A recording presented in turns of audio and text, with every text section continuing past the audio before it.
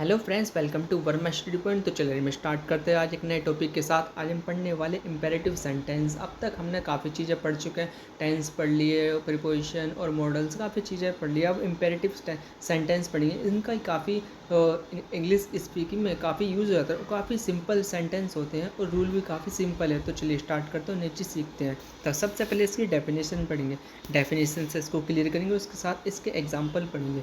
तो उसकी डेफिनेशन है, imperative sentence are use to express order और request, also give to instruction और एडवाइस। मीन्स यदि किसी को ऑर्डर देना हो, जैसे आप किसी को कोई पर्सन है, उसको आपको कहना है कि ये मेरा काम करो या फिर आप ये सामान मेरे लिए मार्केट से लाओ, तो आप ऑर्डर दे रहे हो। ऑर्डर देने के लिए इस इम्पेरेटिव सेंटेंस बनाए जाते हैं। और दूसरा रिक्वेस्ट, यदि आप किसी से रिक्वेस्ट कर रहे हो, सपोज़ आपको किसी से हेल्प चाहिए तो आप कहते हो प्लीज़ हेल्प मी, तो आप रिक्वेस्ट कर रहे हो, रिक्वेस्ट के लिए यूज़ किया जाता है। और यदि आपको इंस्ट्रक्शन या फिर एडवाइस देनी है, किसी को एडवाइस सजेशन, जैसे कि आप किसी कोई पर्सन है, आपको कुछ एडवाइस देनी है आपको कि ये काम आपको इस तरीके से नहीं उस तरीके से करना चाहिए, आप सजेस्ट कर सकते हो उस पर्सन को या किसी की हेल्प कर सकते हो, तो एक तरीके से एडवाइस हो गई।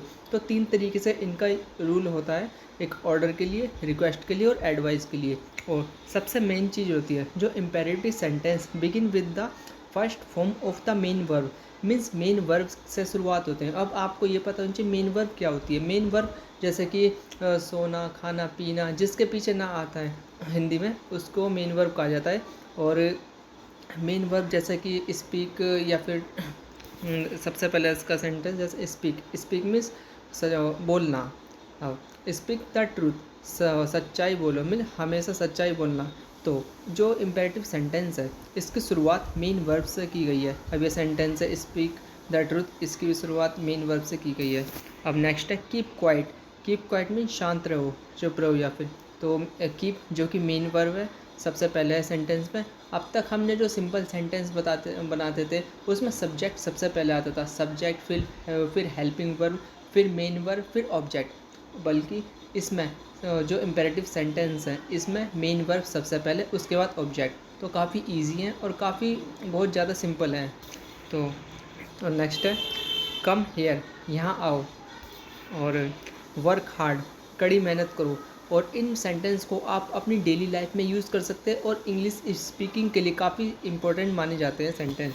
गो देयर, वहाँ जाना, वहाँ जाने के लिए गो देयर यूज़ किया जाएगा। नेक्स्ट है bring a glass of water, एक ग्लास पानी लाओ। ये आप ऑर्डर की तरह यूज़ कर सकते हैं। जैसे किसी को आपको ऑर्डर देना है कि एक ग्लास पानी ला के दो, तो उसके लिए आप यूज़ कर सकते हैं। अब नेक्स्ट है सिट डाउन, बैठ जाओ। प्लीज़ हेल्प मी, ये आप रिक्वेस्ट कर सकते हो किसी से, कृपया मेरी मदद करें। स्टैंड अप, खड़े हो जाओ। नेक्स्ट है ओबे योर पेरेंट्स, अपने माता पिता की आज्ञा के पालन करें। डोंट गो देयर, वहाँ मत जाओ। यदि किसी सेंटेंस में डोंट से मिस शुरुआत होती है, तो इसका सेंटेंस भी इम्पेरेटिव सेंटेंस ही माना जाता है इसको भी। और इसमें हिंदी में मत का यूज़ किया जाता है, जैसे कि वहाँ मत जाओ। और नेक्स्ट है ओपन द विंडो, खिड़की खोलो।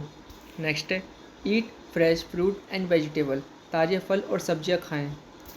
नेक्स्ट है नेवर टेल अ लाई, कभी झूठ मत बोलो।